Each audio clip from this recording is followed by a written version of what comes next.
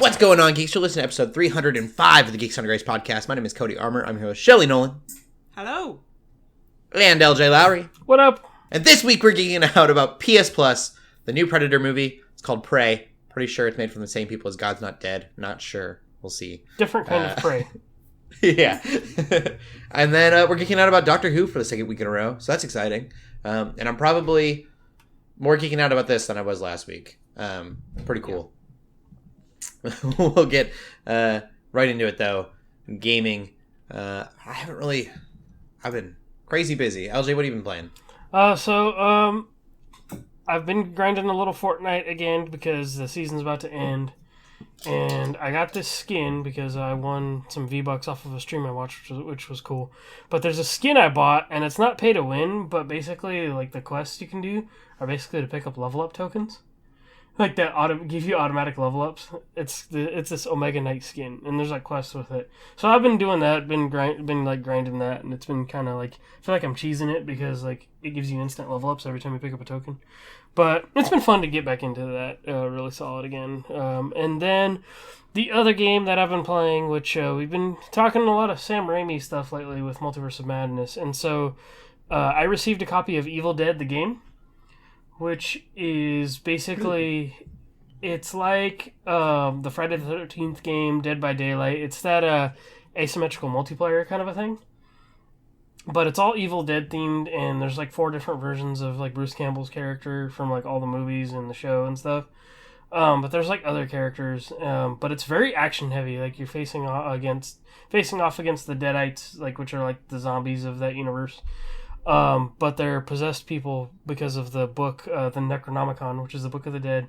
And the objective is basically that you got to collect 3 pieces of a map to find the Necronomicon in this big like kind of open world area, and then and you can find like weapons and like upgrades and stuff like that. And once you do that, you got to find the dagger in the actual book, and then you can actually go like basically seal everything away, and like that's how you win.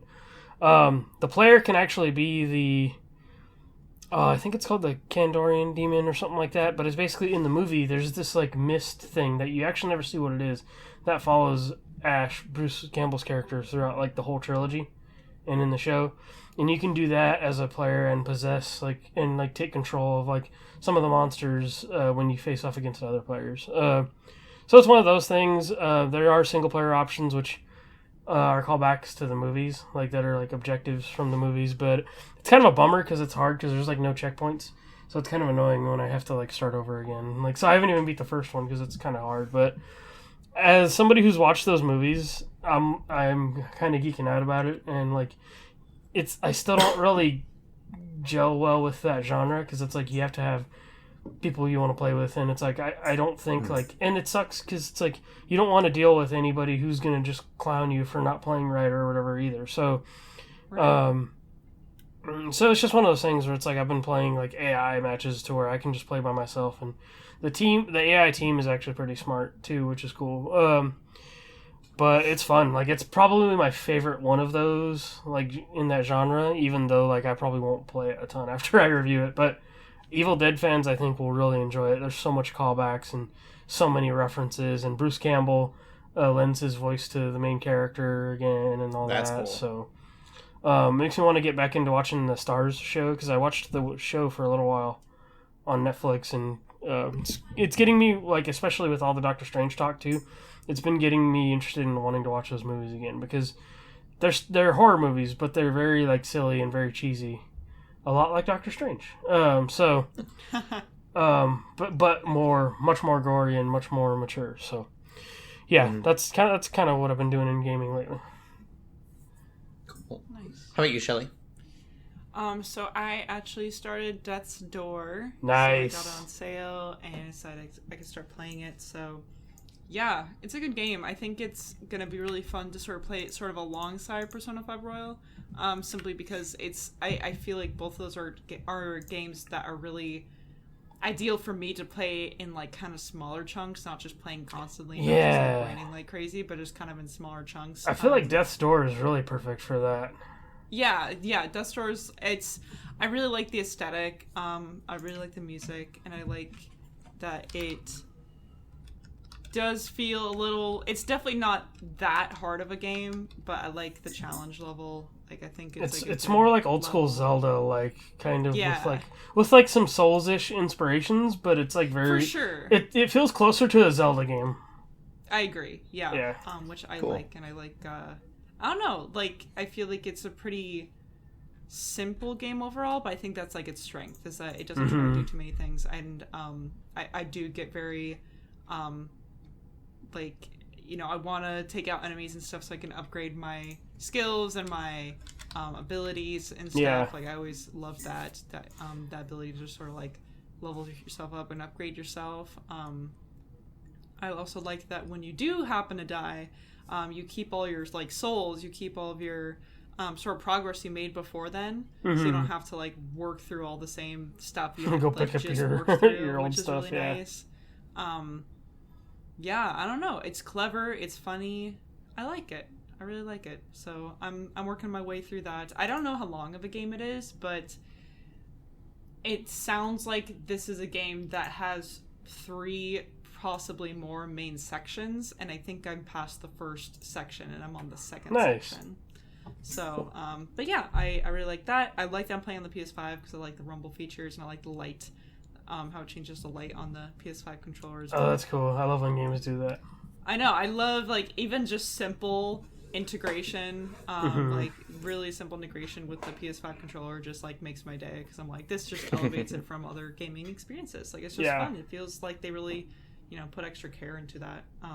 But I've been also still playing more Persona 5 Royal. I already got another.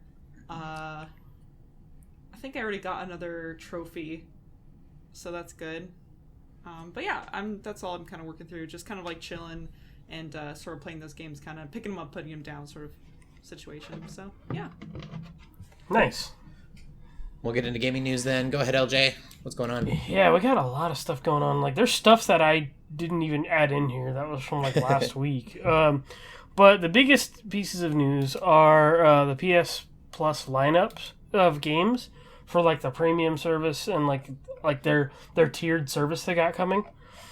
So I'm not gonna like list everything, but they have a lot of like they're like a little bit older first party releases, but like some of them as early as like last year. Like there's like Returnal, there's Demon Souls, which I think is perfect because if people have been playing Elden Ring, they can go back straight to the root of the Souls genre with Demon Souls with that remake.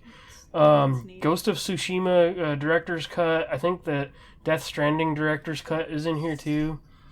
The Spider-Man games, which I know there are a few people that may not have those yet, but like Definitely should. that isn't that to me. That's like if you're gonna pay for the service, if you're gonna like that's those. If you have not played those games, those are the first things you should be playing.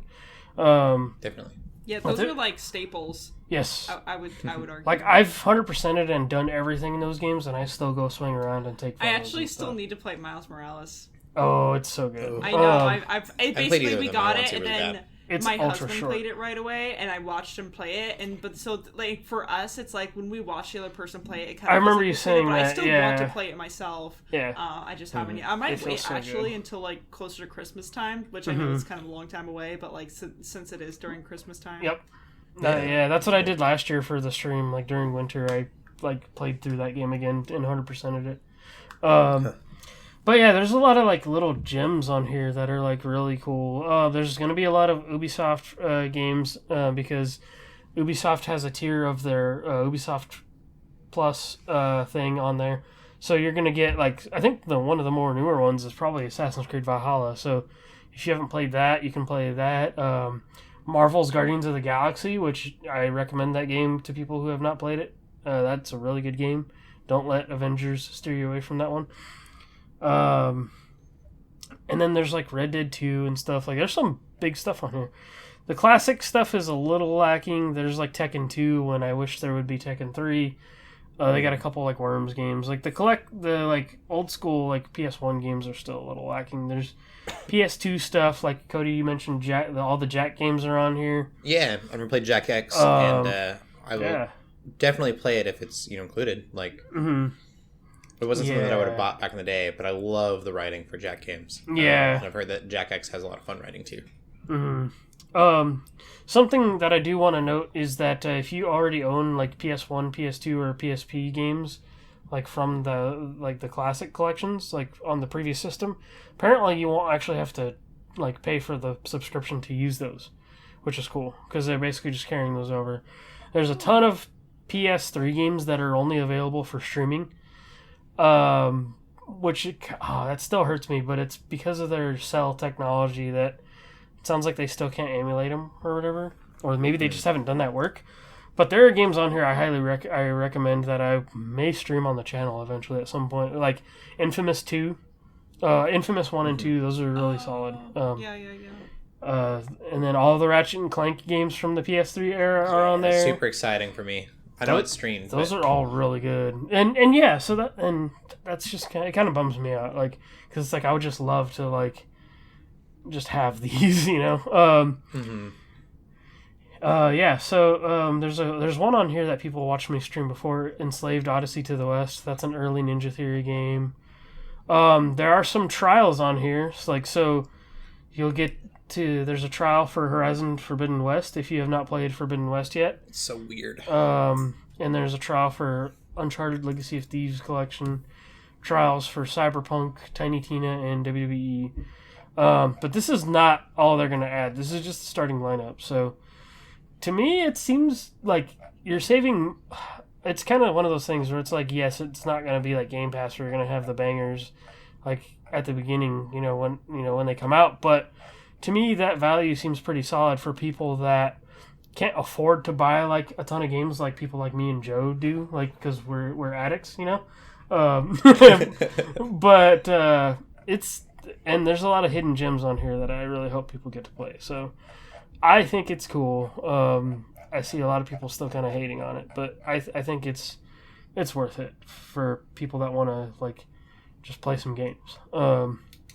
So yeah, that's the PS Plus collection, and there are others. Like I've seen leaked ads for like Crisis Core, like Final Fantasy VII and stuff, and there's just other games that I can't wait for it to be on there. And then getting into some more gaming news, we got a trailer for Multiverses. That was a fun trailer. Yeah. Yeah. And so I've heard the joke where people are like, man, Warner Brothers just really wants to like do this multiverse thing, don't they? But this feels like it's done right instead of like Space Jam. Like Space Jam was like, oh no, like this is a sequel, but also we're just gonna like, this is an ad too, but like Multiverses Space Jam and like Ready Player One. Yes, Ready Player One wasn't as bad. Like I feel like Ready Player One at least makes sense. Space Jam was worse. Space Jam was bad about it, but Multiverses looks like it's going to be a lot of fun. The production quality looks a lot better. It looks stronger than Nickelodeon. The characters that got revealed through this trailer are the Iron Giant, which I'm stoked. Because Man of Steel and the Iron Giant. He literally teams up with Superman in that trailer. I geeked out when I saw that. I was like, "Aw." And then Velma got revealed. Taz is another reveal, which I loved the interaction with Harley Quinn and Taz. Yeah. So good. Yeah, so that looks like a fun game, and that's going to be like a... Yeah. That's going to be a fun game, and you can still play it like Smash 1v1 or free for all. But emphasis on that one is like 2-on-2, which I think it'll be fun. That game is centered on 2-on-2, which like Smash, I guess I don't know. Like, are there many 2-on-2 tournaments, or is it just like a lot of 1v1 for Smash? It's really doubles is really not like prioritized at all. Like there's usually there's always going to be doubles but it's more for fun, right? Tournament. Yeah, it is really more for fun. Like, I think you still technically might get some money if you win, but depending on the tournament. But like, it's really not looked as seen as like competitive or as important as singles at all. So I think this is cool because it's like there's not really a lot of other fighting games at all that emphasize 2v2 at least because this is a platform fighter, right? Yes. And there are moves that literally cater to that, like that still do things solo, but you can do a lot of things. Like you can recover your own ally, like if they get thrown off a ledge with some characters. Like exactly, which I think is so cool that they like because I even think about like the Nickelodeon R Stars and Rivals of Aether and stuff, and also Yeah. just like classic like actual fighting games that aren't even platform fighters. Yep. It's like I'm like none of those are doubles; they're all just like 1v1. So I Right. think it's Yeah, cool that and there's if When they they are, it always seems like a tag team situation. Yeah, It's like, yeah, that's you what I gotta was get the gonna person say. in. Yep. right. Yeah, so I think of like especially like I think a good example would be like let's say you and Daniel did want to get into this kind of thing or something, Exactly. and then y'all could like play together at the same time, and it'd be and it would work that way. Exactly. Yeah, it's super I cool. love it. So yeah, I'm excited, and so they announced that the open beta starts in July, and then there's a closed beta. I think this week actually, which I think you can sign up for now. Yeah, so I've already signed up for it, and I've already got the invite. So I don't know how much the closed beta like is allowed to be talked about yet. So I'll wait on that and see and look into it because I know some games are very like either open or they want you to keep a tight lip on that stuff. So if I can stream the closed beta, I straight up will. So I'll look into that, but that looks exciting. Yeah. Yep. And then the final thing I think is cool just because I championed this game for a long time, like even like before it came out. But Fall Guys is now going free to play. It is. So it's already on PS4 and Steam, but it is coming to the Epic Game Store, Switch, and Xbox on the same day, which is June 21st. Oh wow. It is going to have a battle pass, but for people so a lot of people probably played it on PS Plus as well because they basically released it like on PS4 day one on PS Plus. So people who have already played the game or own it will get a legacy pack, which is like a skin bundle, and also the first season pass. So I think that's exciting for somebody like me because I'm like, oh, I'll get back into that. Yeah, but and I've never tried it, but I might actually try it now. Yeah, I think it'll be great for game nights, especially like for when we do our fundraisers and stuff. And it's just It was another a lot of fun watching you guys play. Yeah, and so I think it's just another game to add to the fun of like playing with others and stuff like that. So. Yeah, that's exciting, and I'm so happy for that company because they started off as an indie company, like published under Devolver, but then Epic bought it out, and now this is happening. So, I'm so happy for those guys. So, Yeah. and that's it for gaming news. Cool. Well, we'll get into movies then. I did watch Doctor Strange. Yeah, what do you think? I think I probably echo a lot of your guys' thoughts from last week. I think that it was a way overstatement for Benedict Cumberbatch to be like, you thought Spider-Man was good. Wait till you see my movie. It was not the nostalgia trip that I thought. I kind of assumed after last week's conversation that it wasn't. Everybody thought it was going to be the next big thing, like after No Way Home, but it really kind of wasn't. Try to navigate around stuff. I know the one thing that was talked about a lot in the news has been that, obviously, like Tom Cruise is an Iron Man in it. And there were a lot of other suggestions that, just didn't happen. And I think it's kind of for the better. I think just flooding it with a bunch of iconic roles would have been kind of cheesy and like. Yeah. I feel like it would have really been phoning it in to do that. Like Shelley, I think your complaints. I don't think cameos would have saved the movie. No. As far as what you had issues with. But yeah, no, although there are problems with it, there's some really obvious ones. It was really fun. I've always said I'm easy to please. I really, really enjoyed the ride. I thought it was cool. Yeah. That's good. I would have rather seen a few more universes, I guess. I think it's weird that everyone seems kind of the same in every universe in a lot of ways. Yeah. Didn't really like. And it's funny, I'm more okay with the fact that aliens speak English than I am that every universe speaks English. That's funny. I was a like, good point. you could have explained that away in some form. That's true. There were aspects of like they explained some they had some methods for characters doing stuff in that movie too, which seemed oddly familiar because I just watched that Everything Everywhere All at Once.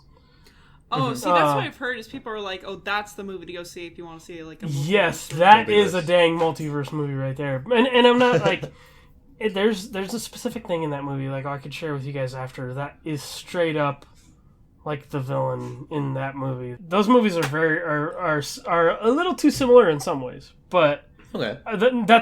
I feel like that was never intentional. It just happened to work out that way.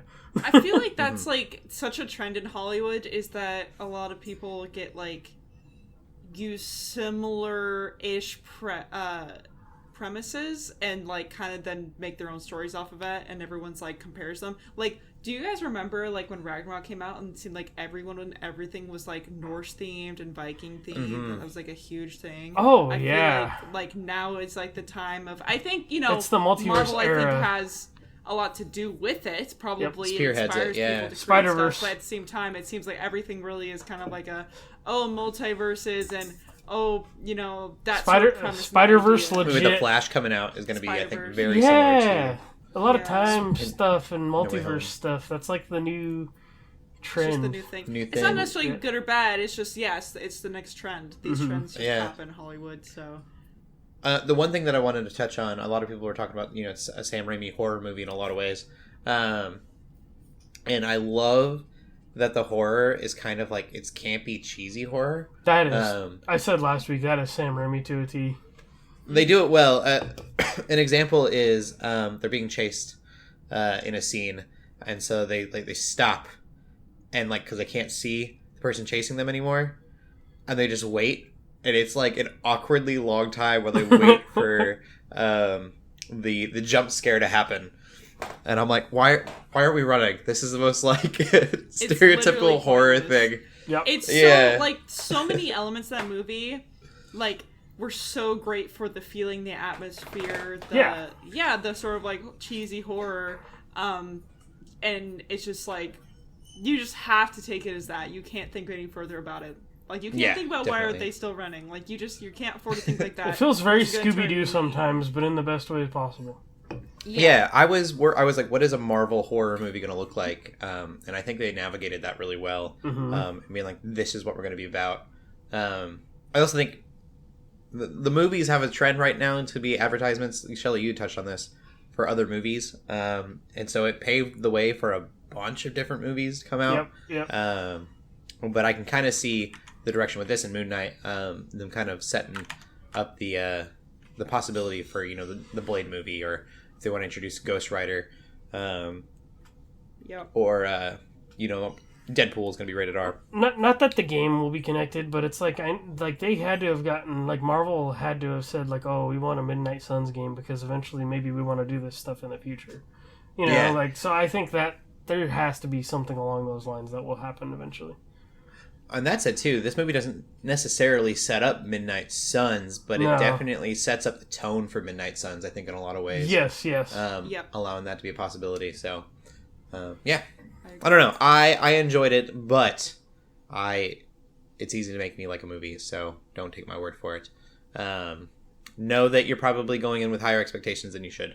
And I think that if you set your expectations low, you'll like it. Mm-hmm. A lot of fun. Stay away from the spoilers, because...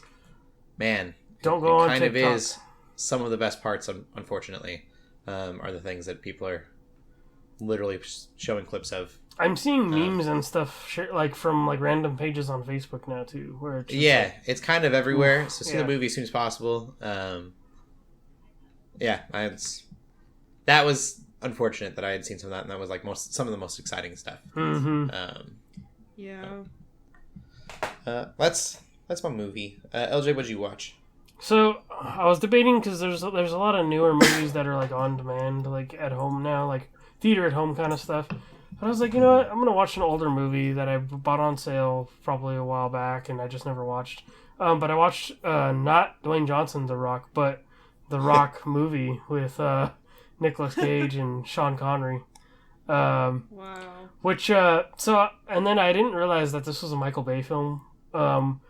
And this was only, so as far as like his directorial, like I didn't know what he did before he directed, but his first movie apparently, at least according to Wikipedia, was Bad Boys, and this was his second movie. And it's straight up cheeseball action, like goofy fun.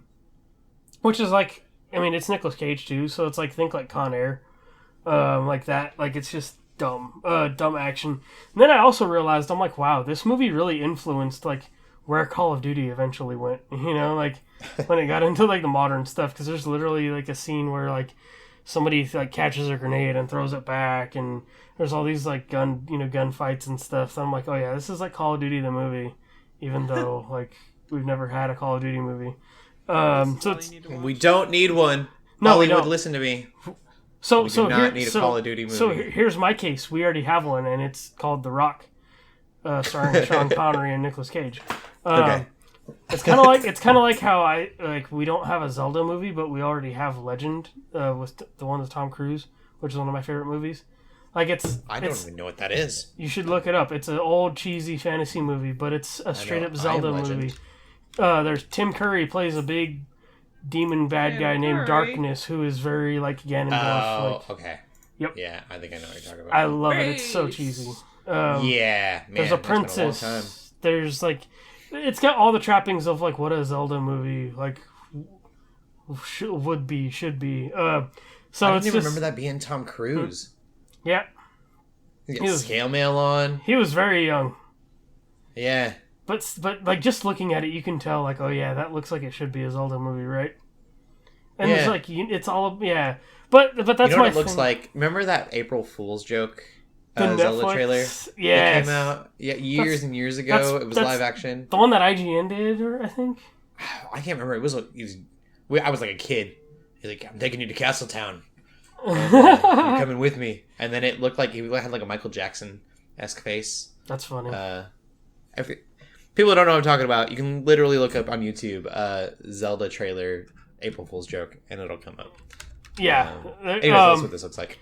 But yeah, my point is with that is like, I feel like those two movies are like, well, we don't have the thing, but here is a thing that seems like influenced these other, these video games. Like, so it's like if you want a Zelda movie, go watch Legend. If you want a Call of Duty movie, just go watch The Rock. There's probably more out there like that I don't have on my mind right now. But The Rock was IGN. You were right.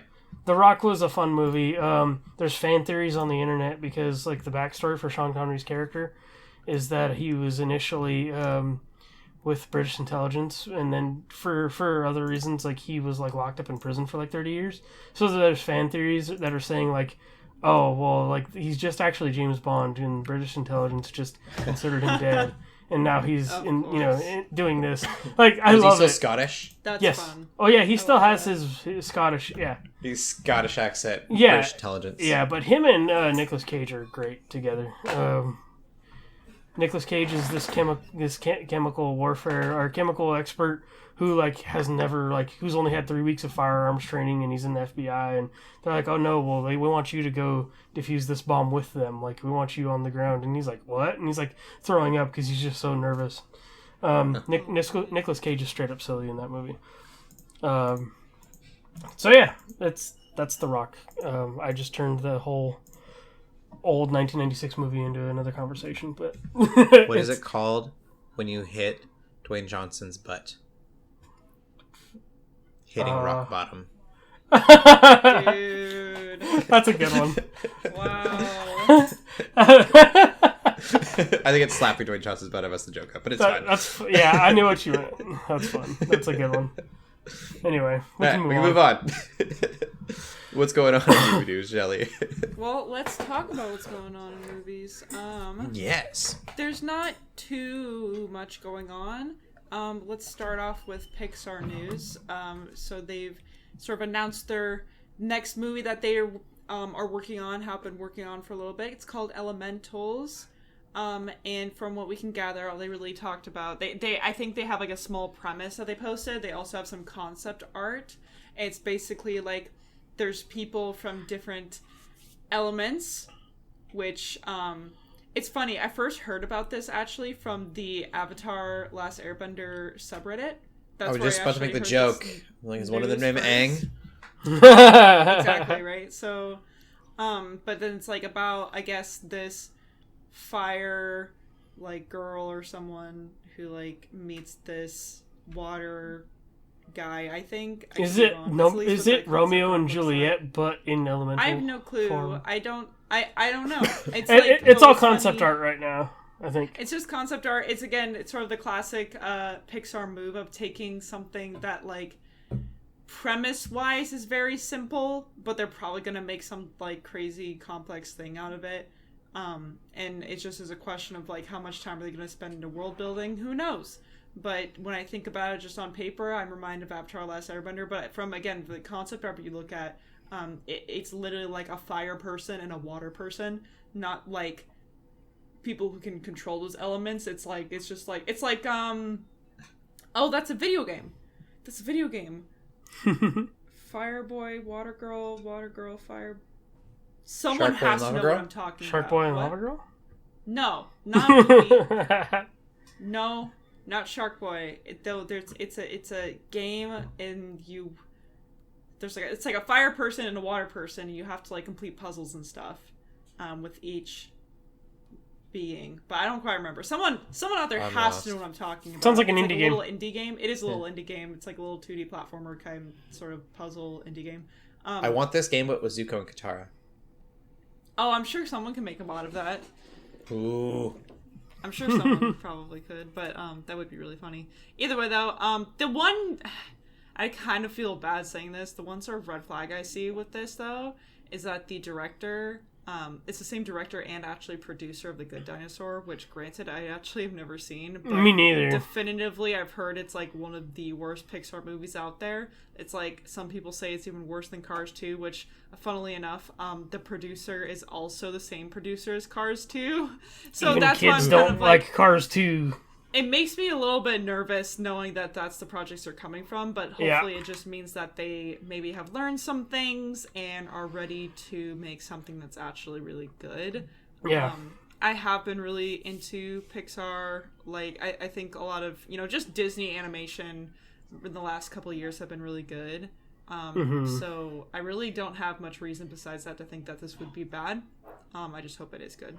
But it is just we barely know anything about it. It's just like they announced it. I mean, it's kind of like with Turning Red, right? Where I was like, man, how can they really just take the concept of like, again, just like, oh, this person like transforms into a monster or something else. I actually really liked that movie. Like, that's one of my favorites of the year. I really liked Turning Red, so that's what I mean. It's like I really can't like judge a Pixar movie by its premise, no matter how stupid I think it is. I thought that premise was pretty stupid, but now I'm like, I thought Luca and Soul weren't that great, but they were okay. Like, I don't think they were bad at all. Yeah, I liked Soul. I think definitely a lot of decisions hurt that movie, but I liked a lot of things from Soul. Right. I never watched Luca, so I can't judge it. But Luca's fun. It's kind of lacking, but it's fun.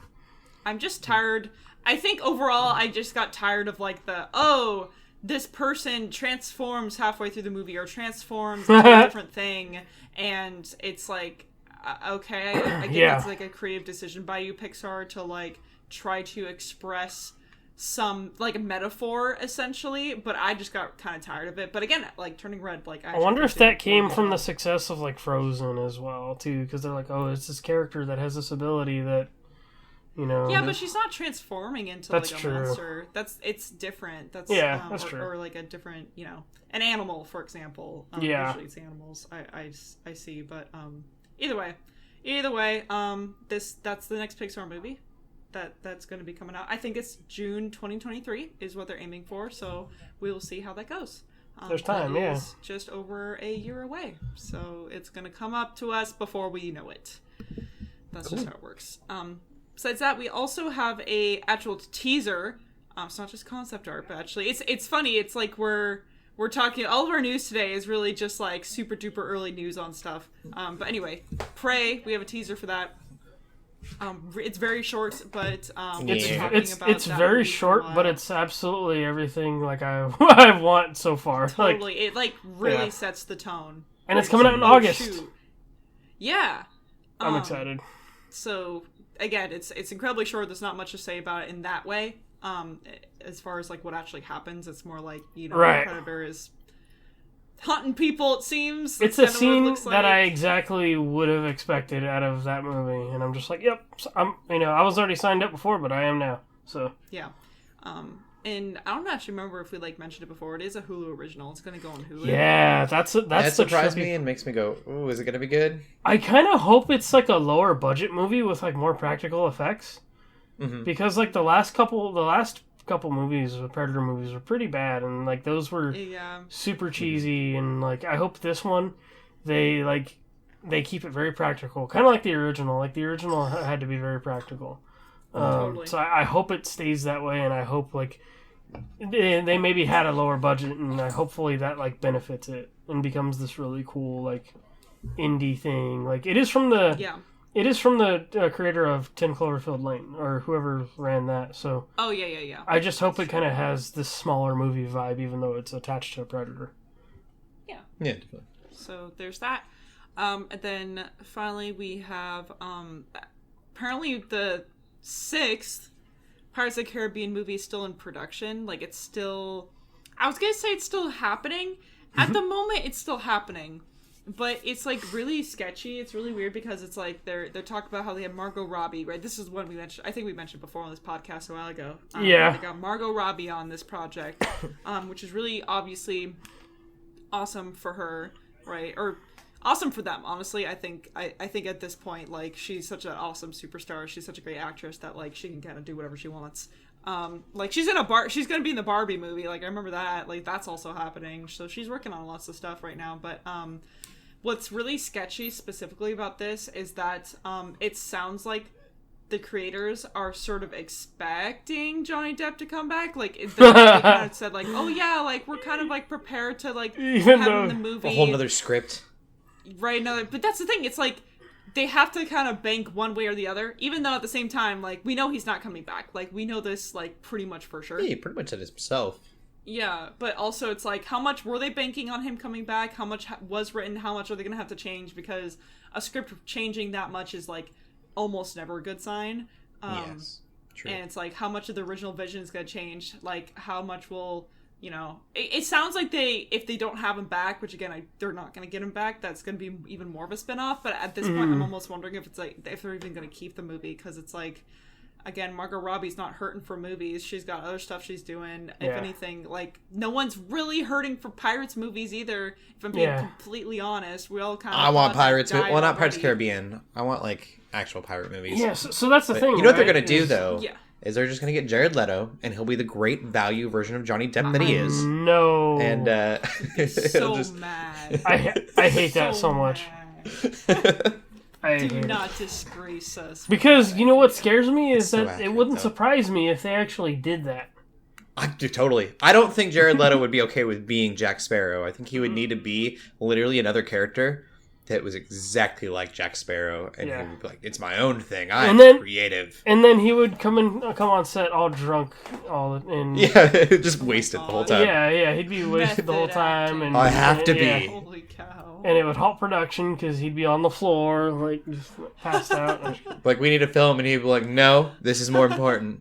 Yeah. No way. Oh, I hate it. I hate that. He come to work on a boat. He's like, we have to film next to at least a river so that I can sail to the filming. I need to smell the sea salt in the air constantly. Don't want a trailer. I want a ship. Little spritzer, like, Yeah. with sea salt in it. Or with Just rubs dead fish all over him. Oh no! For crying out loud.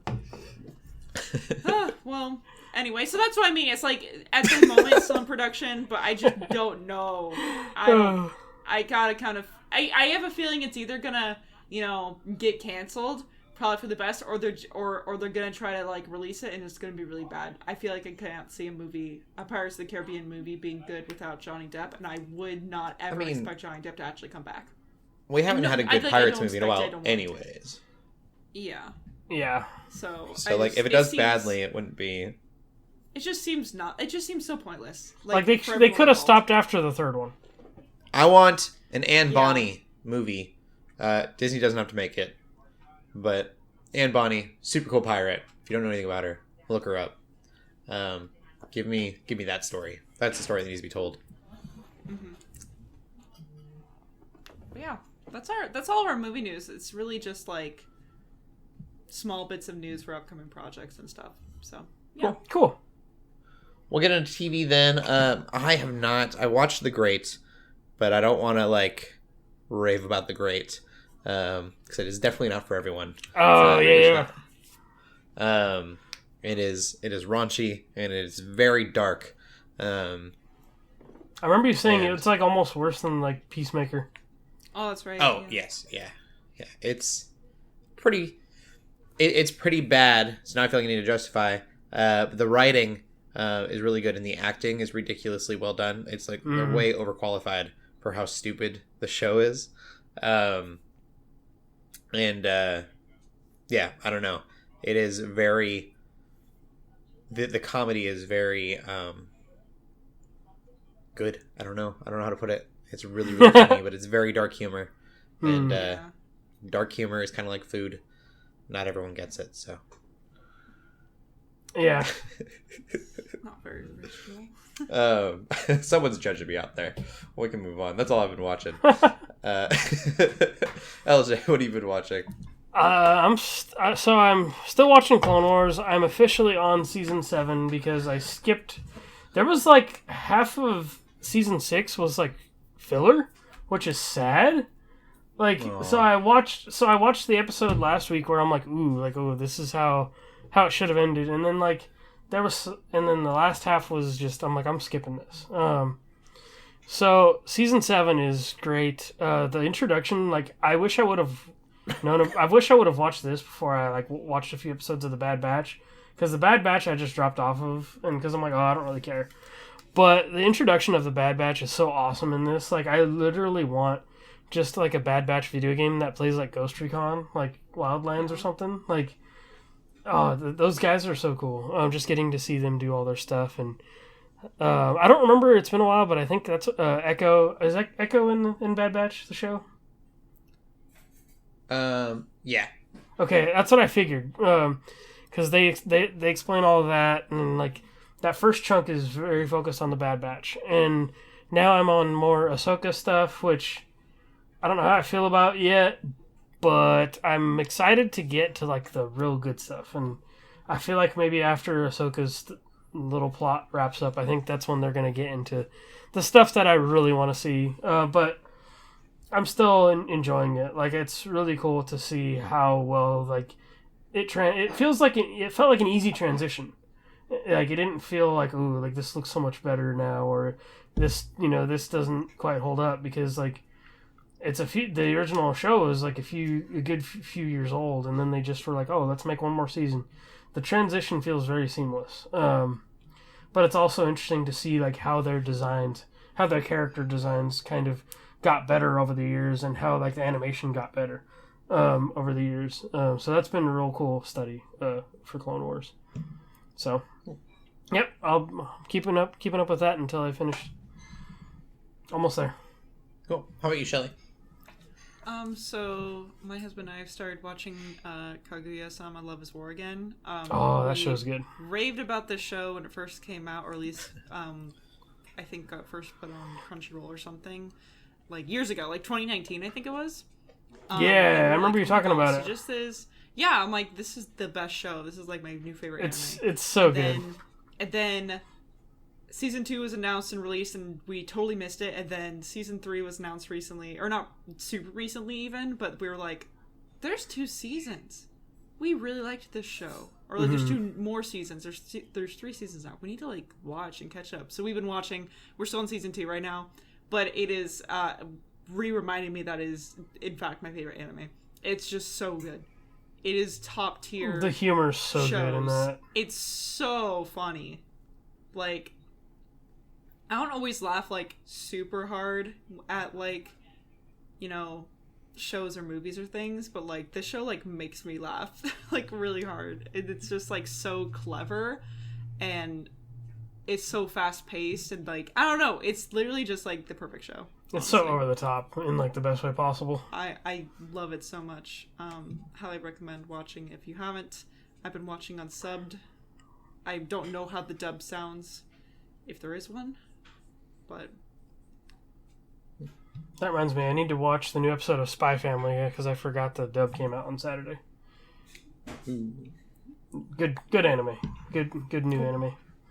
Yeah. We'll get into the TV news then. Got a couple things here.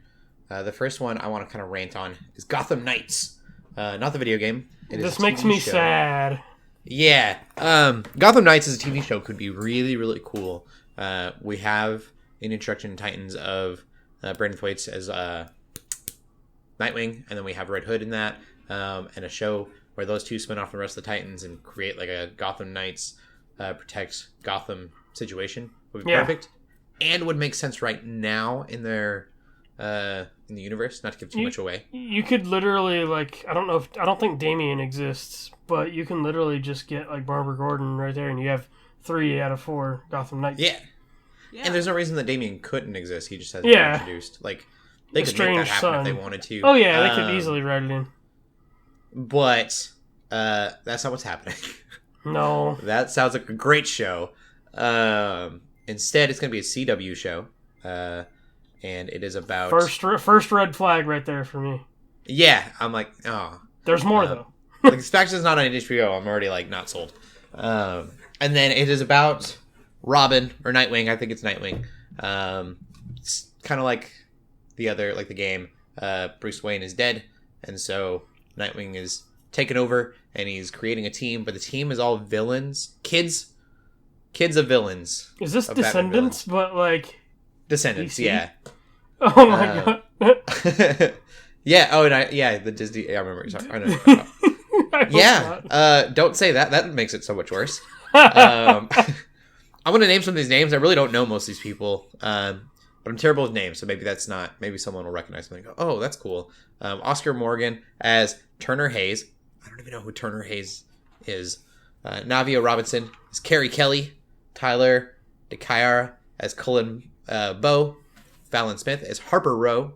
Olivia Rose Keegan as Duella, which sounds familiar and is a really cool name. Misha Collins as Harvey Dent. I know who Harvey Dent is. Way. Yeah. That's the only name I know from that list. Yeah. Anna Lore as Stephanie Brown. And Ray Hart Adams as Brody. No last name, just Brody. So, it's already... I'm so bummed. They could really make a cool Titans spinoff, and I love the Titans world and would be completely okay with Robin and Red Hood, who have great chemistry on screen the way it is, getting together and making like a show that way. This is unfortunate, but maybe it'll be good. I don't know. I've been proven wrong. I heard Superman and Lois is pretty good. LJ, you were talking about that. I honestly hope it's closer to that quality. Because, like, I really appreciated the quality and, like, the setup for Superman and Lois, or whatever it's called. I hope that they take more notes from that than the last couple years of CW, because I think all those other shows are, like, canceled now, right? Yep, I think Flash and Superman and Lois are the only ones as of right now. There might be one more. Batgirl got canceled, too, or Batwoman got canceled. That's I think that's Stargirl or whatever it was. I can't remember the name of that show. Stargirl.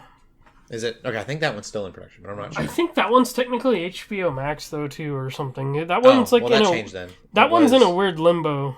Let me see. It wasn't CW. A couple things. It has nothing to do with the game. And then it does not have anything to do with Batwoman, which I think is interesting. Kind of interesting call. So we'll see when we get a trailer for it. It seems like it's going to be very, like, kids boppy, teenage... Descendants. Yeah. Gotham's Degrassi. Oh no. We'll see. Yeah, so as far as like IMDb, like Stargirl, it seems like it hasn't been canceled yet.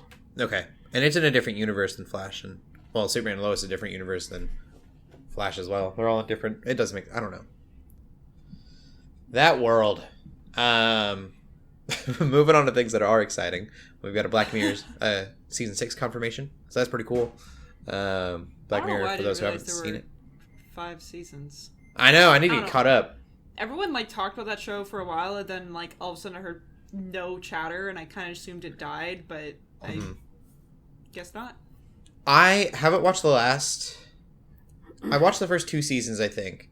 I might not even watch 2 seasons. I might have watched the first one I loved, and then it just kind of got lost in the fold, I guess, lost in the shuffle. But the Miley Cyrus episode I watched, if you watch any of them, watch that episode. Really, really good.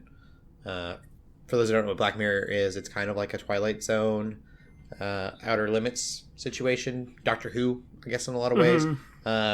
Production quality is really, really good, and it's very like it's rated R, but it all has to do with science. So it's kind of like and technology. How technology can kind of go wrong. Black Mirror is one of these that we're looking at right now. A screen. Yeah, that's the whole thing.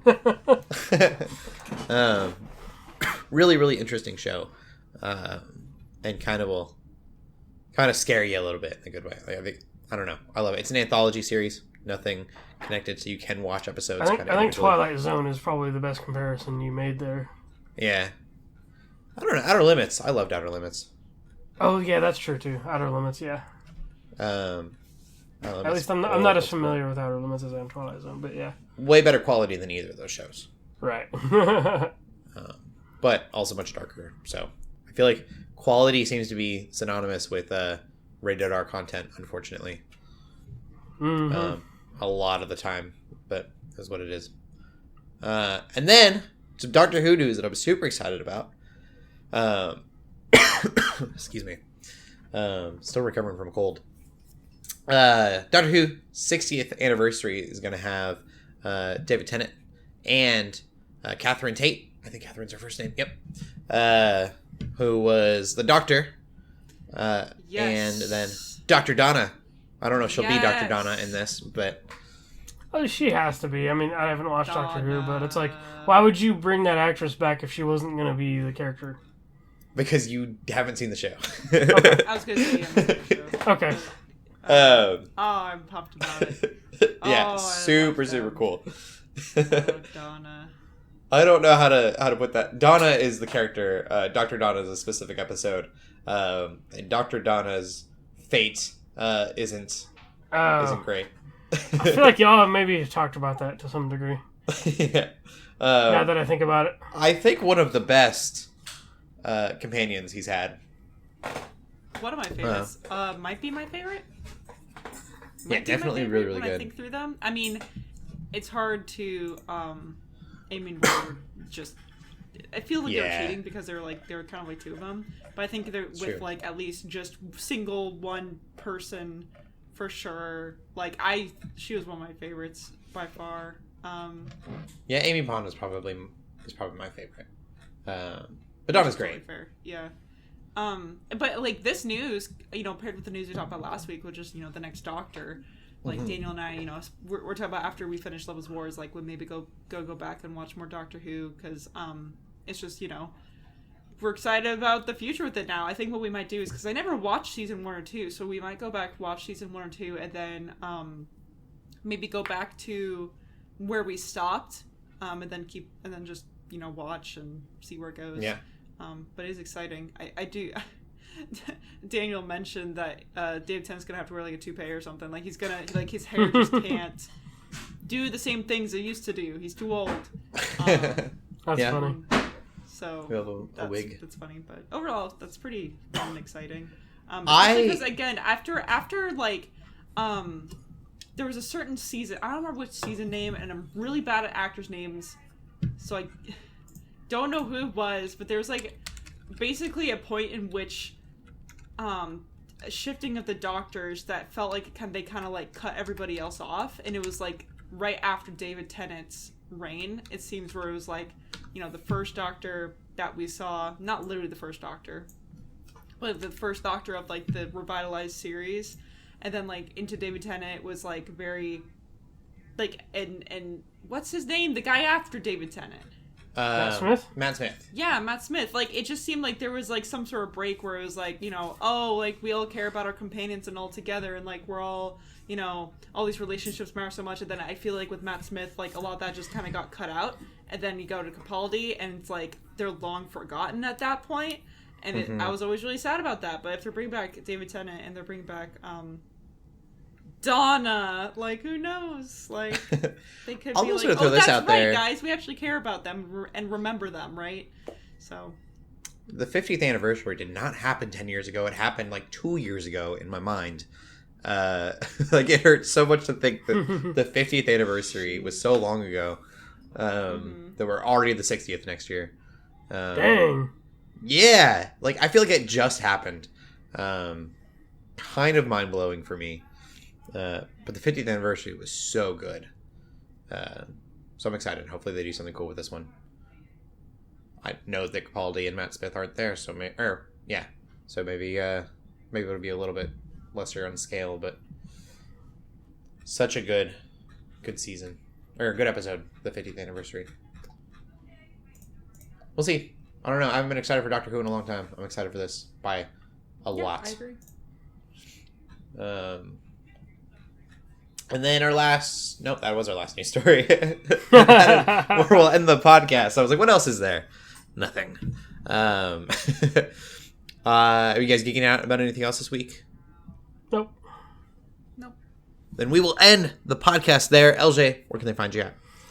You can find me on Twitter and Instagram and TikTok under LJ the Paladin, and you can also find me streaming on our Twitch channel, twitch.tv/Geeks Under Grace on Friday nights. And Shelley?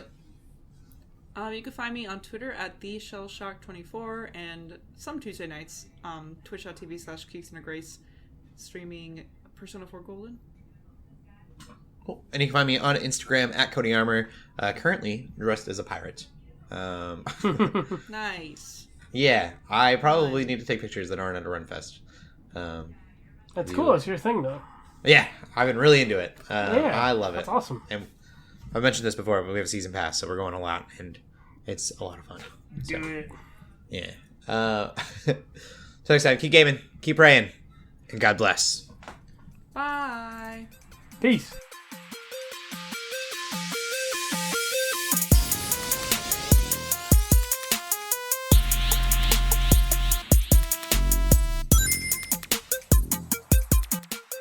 We hope you enjoyed this episode of the Geeks Under Grace podcast. We love hearing from you, so feel free to ask us questions or just comment on the show by using the hashtag GUGcast on Twitter or by joining the GUGcast questions channel in the Geeks Under Grace Discord. If you like this episode, consider leaving a review or rating of our show on your favorite podcast app. If you want even more Geeks Under Grace, you can always go to geeksundergrace.com.